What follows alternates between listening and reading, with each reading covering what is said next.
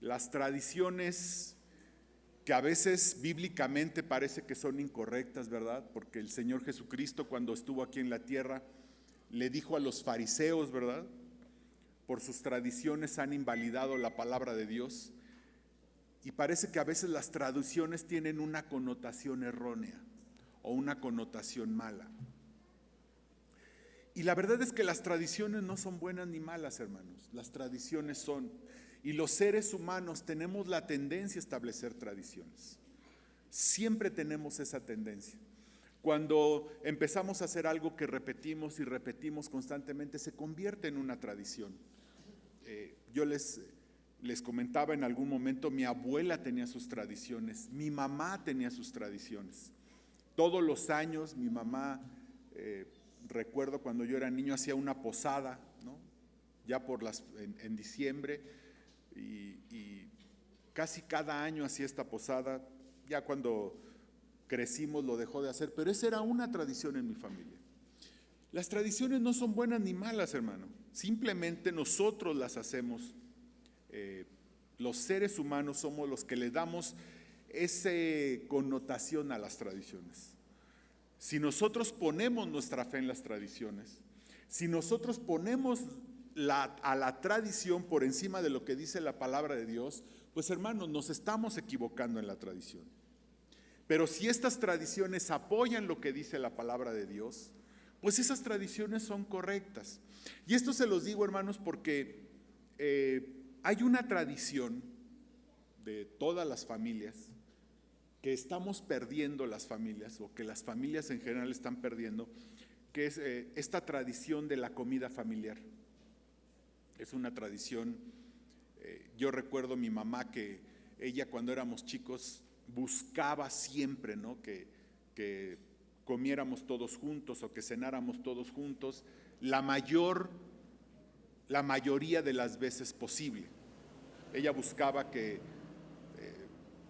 sobre todo en los fines de semana, comiéramos todos juntos. No le gustaba que alguien de nosotros dijera: ay, mamá, me voy a ir a comer con un amigo, me voy a ir a comer o voy a salir. Ella decía: no, a ver, todos juntos, si es sábado, si es domingo. En las noches mi papá llegaba ya muy tarde, pero por lo menos nosotros teníamos esta tradición de la comida familiar. Y parece ser, hermanos, que esta tradición es un escudo, hermanos, contra todos los problemas que actualmente tiene la sociedad. Todo esto de los abortos, la drogadicción, todo este tipo de cosas, parece ser que la tradición de comer en familia es un escudo contra todo este tipo de problemas dentro de la familia. Hay estudios que dicen que, por ejemplo, en Estados Unidos, que han perdido esta tradición, ¿verdad? Quienes tienen menos tendencia a estas cosas son, por ejemplo, las familias latinas, que nos gusta tener mucho esta tradición. Los latinos somos más de esta tradición de comer todos juntos, ¿no? Somos medio pachangueros, entonces juntamos a las familias grandes y por lo menos el fin de semana nos reunimos todos, y parece ser que esto resulta un escudo. Esta es una tradición que debemos guardar, hermanos. Esto es como lo primero que quiero dejar en su mente y en su corazón, hermanos, que nunca perdamos esta buena tradición. Probablemente no lo podemos hacer todos los días ni en todo el tiempo, pero la mayoría de las veces tengamos esta tradición de comer en familia, de sentarnos a la mesa en familia, hermanos. Y como siempre hemos dicho, la iglesia es una familia.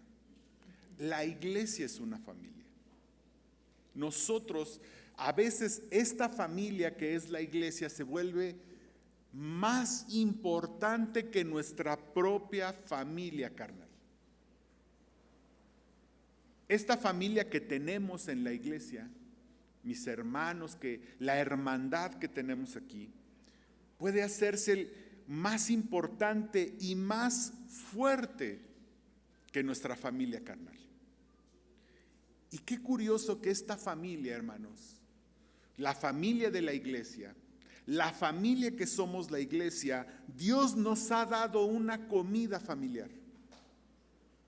Dios nos ha dado una comida familiar. Y esta comida se llama la Santa Cena. Todos nosotros tenemos una comida familiar, que es la Santa Cena, que es la cena del Señor.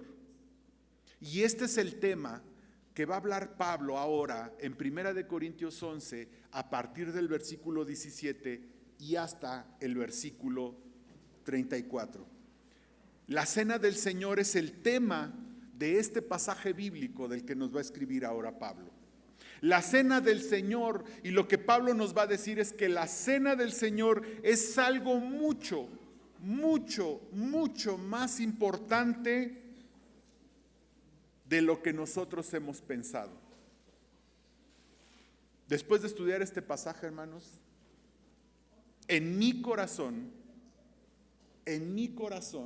ha crecido la importancia de lo que es la Santa Cena. Y antes de entrar al pasaje, hermanos, que vamos a estudiar, vamos a orar, vamos a ponernos en las manos de Dios. Padre, te damos gracias, Señor, te alabamos por tu palabra, te alabamos por esta tradición que has dejado en nuestras vidas, Señor, esta ordenanza, Señor, que es la Santa Cena. Gracias, Padre, porque a través de ella podemos ver una enseñanza importantísima y maravillosa, Padre. Que ahora nuestros corazones estén dispuestos a escucharla y a vivirla, Señor. En el nombre de Cristo Jesús. Amén. Este pasaje Pablo trata tres asuntitos en este pasaje. Primero, lo que estaban haciendo mal los corintios acerca de la Santa Cena. Segundo, Pablo explica de qué se trata la Santa Cena. Y finalmente, ¿qué obligaciones tenemos en la Santa Cena? ¿Qué obligaciones tenemos en la Santa Cena? ¿Y qué estaban haciendo mal los corintios en esto de la Cena del Señor? Versículo 17, vamos a empezar, dice: pero al anunciaros esto que sigue, no os alabo, porque no os congregáis para lo mejor, sino para lo peor. Pues en primer lugar, cuando os reunís como iglesia, oigo que hay entre vosotros divisiones, y en parte lo creo. Porque es preciso que entre vosotros haya disensiones para que se hagan manifiestos entre vosotros los que son aprobados. Lo primero que Pablo nos va a enseñar acerca de la Santa Cena es que la Santa Cena es un lugar y es un momento de unidad. Primero, hermano, la Santa Cena, la Cena del Señor, es un lugar y un momento de unidad. Fíjense, Pablo allá en el mismo capítulo 11, en el versículo 2, les dice: os alabo, y les dice: porque habéis mantenido las tradiciones, porque habéis mantenido las ordenanzas. Dice: sin embargo, en esto no os alabo. ¿Qué contraste? ¿Qué contraste Pablo que aquí le dice a los corintios: no os alabo? ¿Y por qué? Porque no os congregáis para lo mejor, sino para lo peor. ¿Y saben por qué, hermanos? Porque en la Santa Cena había divisiones. Se estaban reuniendo para las divisiones. Si recordamos capítulo 1 y capítulo 3, Pablo nos habla acerca de las divisiones dentro de la iglesia. Nos habla acerca que en la iglesia estaba habiendo divisiones. Y en aquel momento Pablo habló acerca de las divisiones y ahora vuelve a tocar el tema, pero fíjese qué diferencia. Ahora vuelve a tocar el tema en el contexto de la Cena del Señor. No os alabo, hermanos, porque no obstante la Santa Cena, no obstante la Cena del Señor, entre vosotros hay divisiones. Y fíjese bien, Pablo entiende que va a haber divisiones. Pablo sabe que va a haber divisiones. Dice: porque es preciso que entre vosotros haya disensiones para que se hagan manifiestos entre vosotros los que son aprobados. Porque entiende Pablo que en la iglesia siempre va a haber personas cuya fe no es genuina. Personas cuya fe no es genuina. Y que van a causar divisiones dentro de la iglesia. Eso siempre lo va a haber. Y eso siempre lo vamos a observar. Pero las divisiones, hermanos, las divisiones, las disensiones, nunca deben de darse en el contexto de la Santa Cena. La Santa Cena, La cena del Señor no es para las divisiones. Esto es lo que vemos en Mateo 18:7, yo se lo voy a leer. Dice: ay del mundo por los tropiezos, porque es necesario que vengan los tropiezos, pero ay de aquel hombre por quien vienen los tropiezos.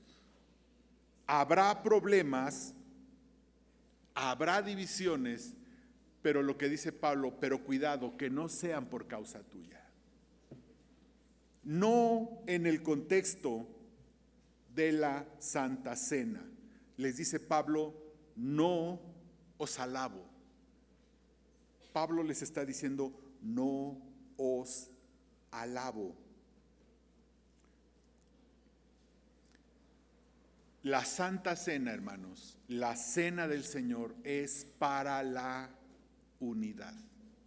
La cena del Señor, hermanos, déjenme repetirlo. La cena del Señor, hermanos, es para la unidad. La cena del Señor es para mantener la unidad. Y qué hermoso es, hermanos. Fíjense qué padre es esto. Piense usted en las cenas familiares que tiene en su casa o que vivió cuando era un niño, lo que sea, ¿no? Yo recuerdo cuando era niño nos podíamos pelear, mis hermanos y yo, podían pasar muchas cosas.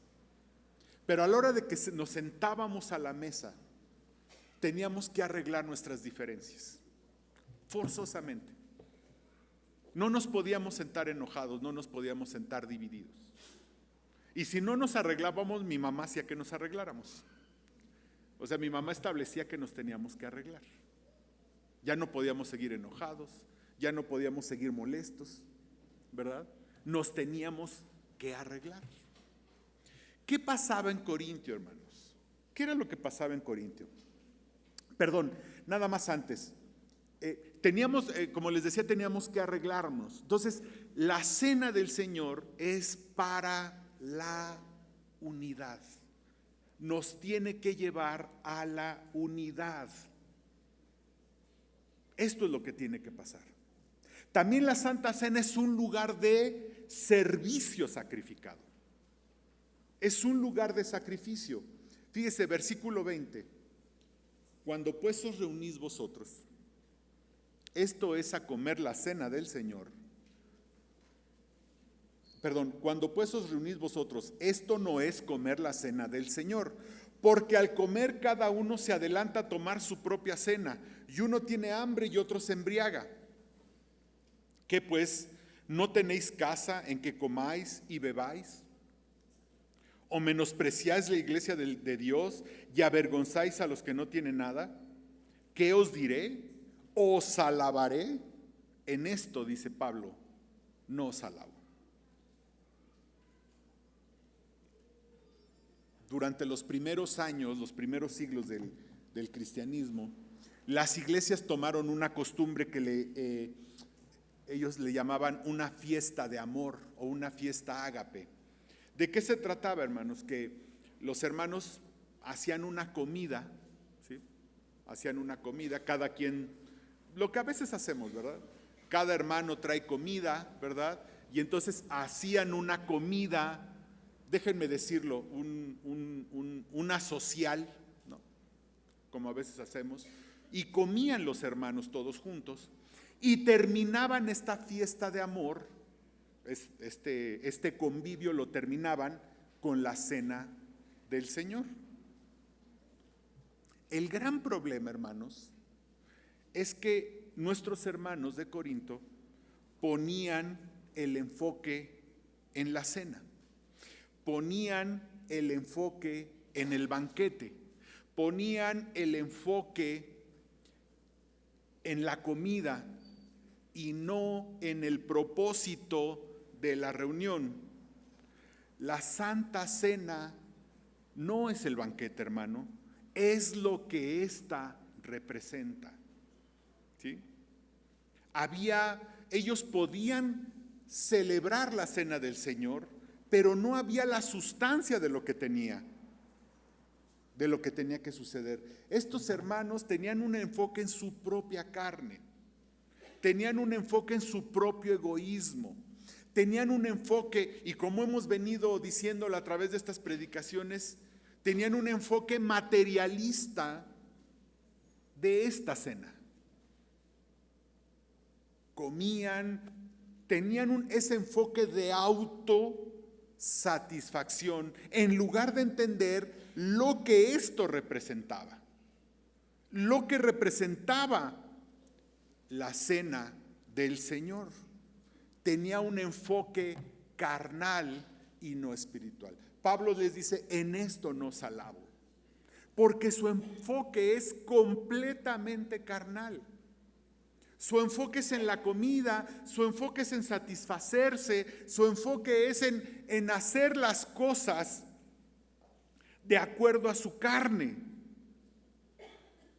¿Qué pues no tenéis casa en que comáis y bebáis? ¿O menospreciáis la iglesia de Dios y avergonzáis a los que no tienen nada? Parece ser que durante estas fiestas agape, los que tenían más, pues llevaban más, ¿no? Los que eran, recordemos que cuando vimos el contexto de Corinto, había hermanos que tenían muy ricos y hermanos muy pobres. Era una iglesia con unos contrastes sociales, como son muchas iglesias, como son las iglesias. Y seguramente había hermanos que llegaban a esa cena con un gran banquete y hermanos que no llevaban nada. Y entonces estos hermanos con un gran banquete comían y comían y comían. Me da la impresión que ni siquiera compartían con los hermanos que no llevaban nada o con los hermanos que llevaban poco. Esto es un concepto completamente egoísta. Y lo que la Santa Cena nos va recordando es que es un momento de servicio sacrificial. La Cena del Señor representa un servicio sacrificial. Que Cristo haya entregado su vida, que Cristo haya entregado su cuerpo y derramado su sangre voluntariamente para perdón y salvación de para perdón de pecados y salvación de nosotros, es un servicio sacrificial. Y la Santa Cena nos debe recordar este servicio sacrificial. Una cena familiar, hermanos. No la cena del Señor que hacemos aquí, sino una cena en su casa, en una familia. Una cena familiar nos revela el estado espiritual real de una familia. Por eso mamá decía que si llegábamos a cenar, ¿verdad? Todos teníamos que estar en paz, las cosas deberían de estar arregladas, las cosas deberían de estar resueltas, porque allí revelamos nuestro verdadero estado espiritual. Y lo mismo se refleja en la cena del Señor. ¿De qué se trata esta cena? El segundo punto es, ¿de qué se trata esta ordenanza? ¿De qué se trata? Versículo 23, porque yo recibí del Señor lo que también os he enseñado. Fíjense, porque yo recibí del Señor lo que también os he enseñado, que el Señor Jesús la noche que fue entregado tomó pan y habiendo dado gracias lo partió y dijo, tomad, comed, esto es mi cuerpo que por vosotros es partido, haced esto en memoria de mí. Asimismo tomó también la copa después de haber cenado, diciendo, esta copa es el nuevo pacto en mi sangre, haced esto todas las veces que la bebiereis en memoria de mí. Así pues, todas las veces que comiereis este pan y bebiereis esta copa, la muerte del Señor anunciáis hasta que Él venga. Lo primero que debemos de entender de estos versículos es que la fuente de esta enseñanza, Pablo claramente dice que recibió esta información directamente del Señor Jesucristo. Él dice aquí que él recibió directamente esta información del Señor Jesucristo. Debemos recordar que Pablo vio físicamente al Señor en su conversión, pero en otros pasajes él habla de que él estuvo en el desierto. Pablo pasó un tiempo en el desierto y en el desierto el Señor se le presentó físicamente y le reveló ciertos misterios del Nuevo Testamento, misterios que no los conozcamos, ni misterios que sean difíciles de entender, ni que sean misteriosos. Misterios simplemente que estaban escondidos antiguamente, misterios que no habían sido revelados en la antigüedad, pero que ahora le habían sido revelados a Pablo para que él nos los diera a nosotros. Y entre estas cosas que el Señor le enseñó a Pablo, le enseñó acerca de esto que es la cena del Señor. A Pablo no le contaron acerca de la cena. No crean que él seguramente lo escuchó de otros, pero él no tomó esto de alguien que le dijo, oye, mira, yo estuve allí en el aposento alto y mira, lo que pasó es que el Señor partió el pan y dijo esto. No, hermanos. Seguramente lo escuchó de otros, pero Pablo habla de que él lo recibió directamente del Señor. El Señor le dijo directamente lo que pasó esa noche. El Señor le enseñó a Pablo directamente esta enseñanza.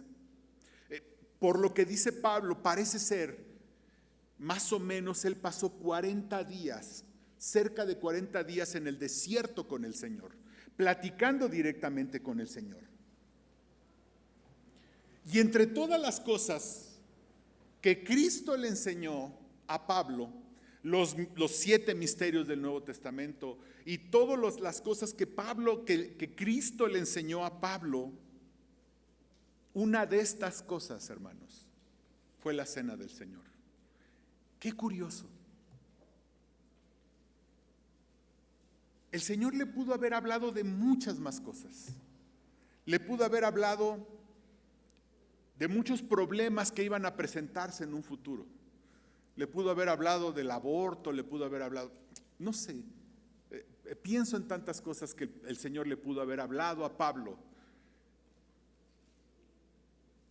que no le habló, porque Pablo escribió todo de lo que el Señor le habló. Y una de estas enseñanzas que Cristo le pasó directamente a Pablo, ¿cuál creen que fue? La cena del Señor.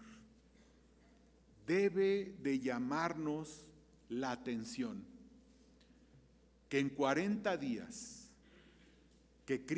casi 40 días, que Cristo estuvo con Pablo en el desierto, qué tan importante es la cena del Señor, que fue uno de los temas que Cristo habló y le enseñó a Pablo. Es de llamar la atención, hermanos, y esto nos habla de la importancia que tiene la cena del Señor.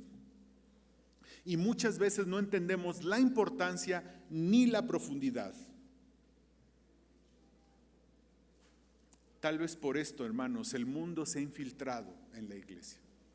Tal vez por esto, por no darle importancia a esta cena familiar que tenemos en la iglesia, por no entender su profundidad y su significado de esta cena familiar que hay en la iglesia, es que el mundo se ha infiltrado. Es que el mundo se ha infiltrado en la iglesia. La cena del Señor es tan importante, hermanos, que en Hechos 2:42 se menciona como uno de los 4 elementos claves de la vida espiritual de la iglesia. Ahí dice que los cristianos, ¿verdad?, estaban unánimes en la comunión unos con otros, en la oración, en hablar de Cristo y en el partimiento del pan. ¿Qué tan importante es la cena del Señor? 4 elementos clave de la vida espiritual de la iglesia. La cena del Señor nos habla de este momento sacrificial. Fíjese, no cabe duda que la Biblia nos muestra cosas muy hermosas. El Señor Jesús está a punto de ser sacrificado. El Señor Jesús está a punto de ir a la cruz. El Señor Jesús está a punto de caminar hacia una muerte espantosa. Los evangelios no describen la magnitud de esta muerte. Una vez leí un reporte médico de lo que era una muerte por crucifixión. Es la tortura más espantosa, que los hombres han podido inventar. Es la muerte por crucifixión. Y el Señor voluntariamente estaba a punto de ir a entregar su vida en una muerte horrible. Entregar su cuerpo, derramar su sangre. Y fíjese lo que dice, versículo 23. Porque yo recibí del Señor lo que también os he enseñado, que el Señor Jesús, la noche que fue entregado, tomó pan y habiendo dado gracias, lo partió y dijo: tomad, comed. Hermanos, a veces la vida nos pone un traspié y nos enojamos con el Señor. A veces enfrentamos solo un problemita y nos enojamos con el Señor. A veces tan solo un hermano no nos sonrió y dejamos de venir a la iglesia. A veces tan solo cualquier cosita, cualquier problemita de la vida, y nos enojamos con el Señor y ya no queremos agradecer. Y el Señor Jesús, en esa actitud sacrificial, de servicio sacrificial, está a punto de enfrentar la cruz. Sabe lo que va a pasar, porque después va a orar: Señor, si puedes, pasa de mí esta copa, pero no, que no se haga conforme a mi voluntad, sino conforme a la tuya. El Señor sabía claramente lo que Él iba a enfrentar. Y en medio de esa oscuridad, en medio de que Satanás con sus huestes ha oscurecido el ambiente, el Señor Jesús puede dar gracias por el pan. Qué profundidad, hermanos, qué enseñanza. No sé, hermanos, si usted alcanza a ver la magnitud de nuestro Señor, que en medio de sus horas más oscuras, el Señor puede dar gracias. La cena del Señor, hermanos, debe ser un retiro espiritual, una luz en las tinieblas de nuestra vida. La cena del Señor es una ocasión para alabar a nuestro Dios. Es una ocasión para darle gracias. Es una ocasión para olvidarnos de nuestros problemas, de nuestras angustias. Es un momento para olvidarnos de todas las dificultades de la vida y simplemente decir: Señor, gracias por esta salvación tan grande que tú nos has dado, al entregar tu cuerpo y al derramar tu sangre. Es recordar lo que Cristo hizo por nosotros. Es recordar que Cristo fue entregado, hermanos. Fue entregado completamente en sacrificio para la salvación de nuestras almas.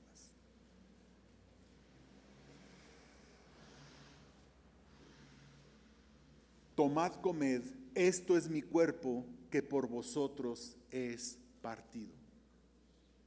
No es que el cuerpo de Cristo, como algunos creen, el pan se convierte en el cuerpo de Cristo. El pan solo representa el cuerpo de Cristo. Es una representación del cuerpo de Cristo. Y no habla de que la Biblia es clara de que el cuerpo de Cristo permaneció sin que rompiera ni uno de sus huesos, sin que separaran alguno de sus miembros. A los crucificados les tenían que romper los huesos de las rodillas para que se terminaran muriendo asfixiados. El Señor Jesucristo no tuvieron que hacerle eso, quedó intacto. No quiere decir que partieron su cuerpo, simplemente que su salvación, el Señor, fue entregado y fue partido para que todos, no partido físicamente, sino para que su sacrificio pudiera alcanzar para todo aquel que cree. Para que tú y yo, por más pecadores que seamos, por más que hayamos ofendido a Dios en nuestra vida, por más que hayamos hecho lo peor en nuestras vidas, alcancemos perdón y salvación. Tomad, comed, esto es mi cuerpo que por vosotros es partido. Haced esto en memoria de mí. Es proveer la vida de Cristo a todo aquel que cree. No sé si podemos alcanzar a entender esto, hermanos. Si volteo a verme a mí, si volteo a verme hacia mí, hermanos, lo único que veo es un pecador. No veo más que eso, hermanos, No veo más que un pecador con una tremenda oscuridad en su corazón, con una tremenda tendencia al mal que me asusta, pero que solo por el sacrificio del Señor Jesucristo en la cruz, que solo por su sacrificio puedo alcanzar salvación, ser una criatura nueva y puedo vivir la vida de Cristo en mí, no por mí, sino por el sacrificio de Cristo. Y hermano, esto es lo que vemos en la cena del Señor. Esto es lo que representa cada vez que tenemos aquí la cena, hermano. Esto es lo que representa. Cristo fue entregado para que usted y para que yo seamos perdonados y podamos tener la vida de Cristo en nosotros. Y la posibilidad de un día ser como Él. No sé, hermanos, pero a mí me maravilla. A mí me maravilla esto. Asimismo, tomó también la copa después de haber cenado, diciendo: esta copa es el nuevo pacto en mi sangre. Pacto, convenio, acuerdo. Esta copa es el nuevo pacto en mi sangre. Haced esto todas las veces que la bebiereis en memoria de mí. Sin la sangre de Cristo no hay salvación, hermanos. Sin el derramamiento de sangre no hay perdón de pecados. En el Antiguo Testamento se derramaba la sangre de corderos, pero dice Hebreos claramente que esa sangre no limpiaba de pecado. Tenía que morir el justo. El Dios hecho hombre tenía que morir y derramar su sangre para que nosotros pudiéramos ser salvos, para que nosotros pudiéramos ser perdonados, hermano.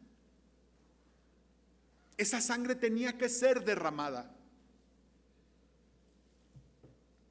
hasta la última gota, derramada completamente, hermanos. Y por esa sangre usted y yo alcanzar salvación.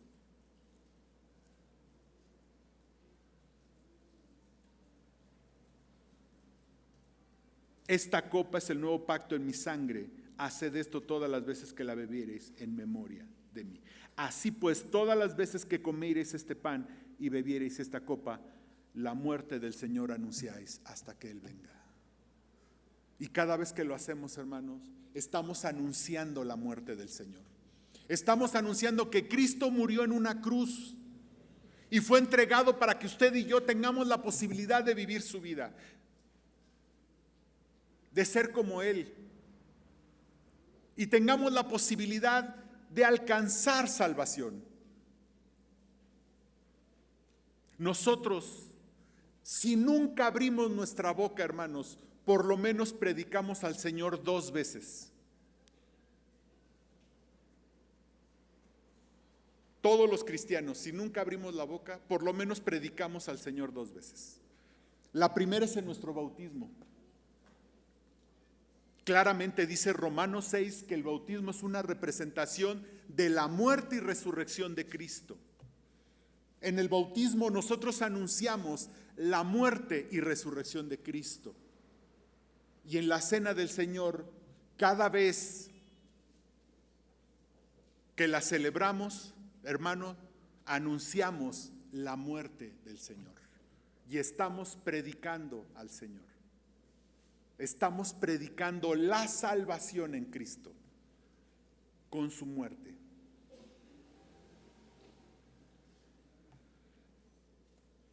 Y finalmente, hermanos, ¿qué obligaciones tenemos? Si a mí alguien me invita a cenar, ¿verdad? Lo que pasa es que entre los mexicanos no se da mucho esto. Por eso a veces tenemos tantos problemas. Tenía yo un cliente casado con una francesa que dice que cada vez que invitaban gente a la cena, a cenar a su casa, mandaban una invitación por escrito en donde ellos ponían señor y señora fulano de tal, están ustedes invitados a una cena a nuestra casa. La cena comienza 7 de la noche y termina 10 de la noche, ¿verdad? Y esperamos contar con su asistencia y todo este rollo, dice. Y después se acostumbra que esa pareja habla a confirmar, oye, ¿puedo asistir? ¿No puedo asistir? Y generalmente dicen, oye, ¿puedo llevar algo? ¿Esperas que lleve algo? Dime, ¿no? Dice, y si uno le dice, oye, pues tráete un pastel, tráete aquello, con todo gusto, ¿no? Y dice que me asombró porque dice que si ellos decían de 8 a 10, de 8 a 11, lo que sea, la gente a las 8 en punto ya estaban todos. Y a las 11, 1 minuto, ya no había nadie, ¿no? Entonces, pero eso es una costumbre muy europea, ¿no? ¿Qué quiero decir con todo esto, hermanos? Que cuando alguien me invita a cenar, pues ese alguien pone sus reglas. No sé si estamos de acuerdo. Si alguien me invita a cenar, yo le hablo, ¿verdad? Cuando nos invitan a cenar a mi esposa y a mí, yo hablo, oye, ¿a qué horas quieres que lleguemos? ¿Te gustaría que lleváramos algo? ¿No? Si nos dicen, no, nada, la cortesía dice que pues hay que llevar algo, ¿no? Entonces, bueno, oye, ¿te parece si llevo una gelatina? ¿Te parece si llevo lo que sea? Pero quien invita a cenar pone sus reglas. Siempre pone sus reglas. Y en la cena del Señor, hermanos, Dios pone sus reglas. Él es el, ¿cómo se llama? Él es el dueño de la mesa. Él es el que pone sus reglas. ¿Y qué espera Dios? ¿Qué espera Dios de nosotros para llegar a su cena? Primero, espera Dios una autoevaluación.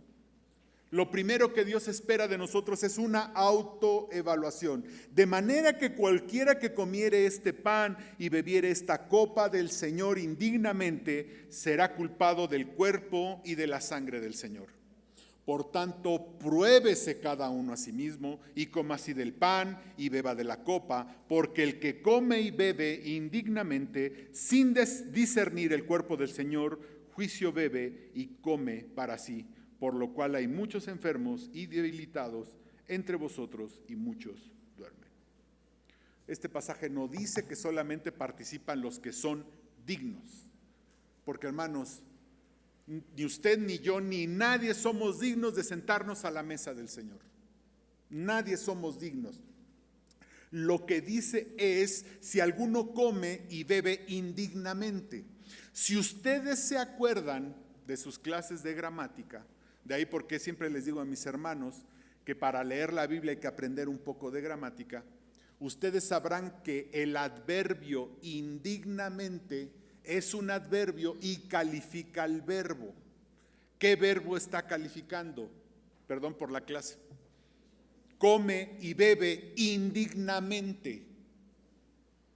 No que se requiera hacer, no califica un sujeto. No es ser digno, porque eso sería un adjetivo. Está calificando el acto de comer y de beber indignamente. Nadie somos dignos. Es la función, es el verbo de comer y beber indignamente. ¿Sí? Es como a todos nos pasó, mamá llamaba a comer, ¿verdad? Y entonces llegaba yo de la calle, me veía mamá y me decía, madre mía, pareces chaneque, esa era la palabra de mamá, ¿no? Ahorita te me vas, te lavas la cara, te lavas las manos, a veces las rodillas, ¿ok? Y ya bajas a cenar. Eso es lo que está diciendo este pasaje. No que lleguemos limpiecitos de nuestras manos, que lleguemos limpiecitos de nuestro corazón. Hacer un autoexamen antes de sentarnos a la mesa. No somos dignos, pero no podemos sentarnos a la mesa indignamente. Cuidado con llegar indignamente a la mesa. Es autoevaluar si hay suciedad en mi vida, es autoevaluarme si hay pecado, si hay asuntos que tengo que arreglar delante del Señor. Si tengo una contienda con mi hermano, e ir con mi hermano y decirle, hermano, perdóname.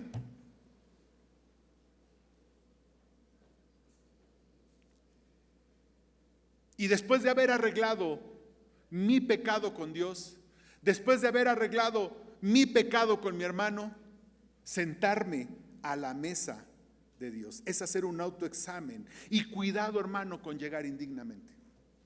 Cuidadito, hermano, porque hay juicio. Porque el que come y bebe indignamente sin discernir el cuerpo del Señor, juicio come y bebe para sí, por lo cual hay muchos enfermos y debilitados entre vosotros y muchos duermen. Dice, Pablo le decía a los corintios, por hacer esto, hermanos, muchos están debilitados, muchos están enfermos y algunos incluso se han muerto. No es cualquier cosa sentarnos a la mesa de Dios. No es cualquier cosa sentarnos a la mesa del Señor. A veces me pregunto, hermanos, si tantas enfermedades en la iglesia, tanto, porque de repente el chat de enfermos, madre mía, tenga algún origen aquí. Y no es para levantar juicio, hermanos, es para que reflexionemos, porque incluso, hermanos, dice Pablo, algunos han muerto. Segundo, el Señor espera un autojuicio. 31. Si pues nos examinásemos a nosotros mismos, no seríamos juzgados, mas siendo juzgados somos castigados por el Señor para que no seamos condenados con el mundo. El autojuicio es, antes de que el Señor me enjuicio yo. Y entonces antes de llegar a la mesa del Señor, yo voy y me autohago un juicio y me pongo delante del Señor y le pido perdón y le confieso mi pecado y arreglo mi asunto con Dios para que Él no tenga que arreglarlo conmigo. Es como con un hijo. Si el hijo se porta mal y el hijo viene y nos dice, oye papá, perdóname, fíjate que me equivoqué con este asunto, de veras perdóname, no lo vuelvo a hacer, lo que sea. ¿Qué hacemos nosotros? Como le dije a mi esposo, pues ya me desarmó. Si ya me pidió perdón, si ya reconoció su error, si ya prometió enmendarlo, ya no tengo yo más nada que hacer. Pero si ese hijo no corrige, si ese hijo no arregla su asunto, entonces lo tengo que arreglar yo. Lo mismo pasa con el Señor. Si tenemos ahí un asunto y no lo corregimos, no lo arreglamos, el Señor lo va a tener que arreglar, y de esto es de lo que nos habla este pasaje. Y finalmente el Señor espera abnegación. Así que, hermanos míos, cuando os reunís a comer, esperaos unos a otros. Si alguno tuviere hambre, coma en su casa, para que no os reunáis para juicio. Las demás cosas las pondré en orden cuando yo fuere. Como les decía, la cena del Señor se había convertido en algo egoísta y carnal. Lo que Pablo dice es que la cena del Señor es pensar antes en la familia que en uno mismo. Es reconciliarnos con los miembros de la familia. Es recordar que somos hermanos. ¿Quién en sus cenas familiares su mamá le aceptó que estuviéramos ahí peleándonos? Nadie. En ese momento, toda la cortesía de la mesa, toda la abnegación de la mesa se tenía que mostrar ahí en la mesa. Lo mismo pasa en la cena del Señor. Lo mismo pasa en la mesa de Dios. Debemos de tener un corazón abnegado que piense antes en los otros que en uno mismo. Que podamos ir con el hermano y pedirle perdón. Que podamos ir y arreglar las cosas con el hermano. Que podamos ponernos a cuentas con Dios y con nuestros hermanos. En un corazón de abnegación. La cena del Señor, hermanos, es algo muy, muy, muy importante. Representa mucho más de lo que a veces nos imaginamos. Para Dios es muy importante. Es además muy importante que entendamos que la cena del Señor es un lugar y un momento de unidad. Y que si tú no has conocido al Señor, no has participado de su mesa, hoy es el día en que puedes participar. En que a través de la sangre y del sacrificio de Cristo puedes venir al Señor Jesucristo y participar de su mesa. Oremos. Padre, te damos infinitas gracias. Gracias por tu amor, Señor, por el perdón, por tu sacrificio en la cruz. Por el sacrificio que tú hiciste en esa cruz, Señor. Representado, Señor. En estos momentos en que nos reunimos, Señor, para celebrar tu cena. Porque viéndolo, recordándolo, Señor, recordamos ese sacrificio en la cruz. Que nos permitió, Señor, entrar al reino de Dios. Que nos permitió, Señor, la salvación y ser como tú, Señor. Que tu vida sea repartida entre nosotros. Gracias, porque ni siquiera entendemos, Señor, completamente. Pero es con tu Santo Espíritu que todos nosotros entenderemos los alcances de esto. Y así mientras oramos, si tú nunca has recibido al Señor Jesucristo, si tú nunca has invitado al Señor Jesucristo a tu corazón, hoy es el día. Hoy es el día en que esa sangre derramada puede ser aplicada en tu vida, en que puedes recurrir a esa sangre para alcanzar salvación.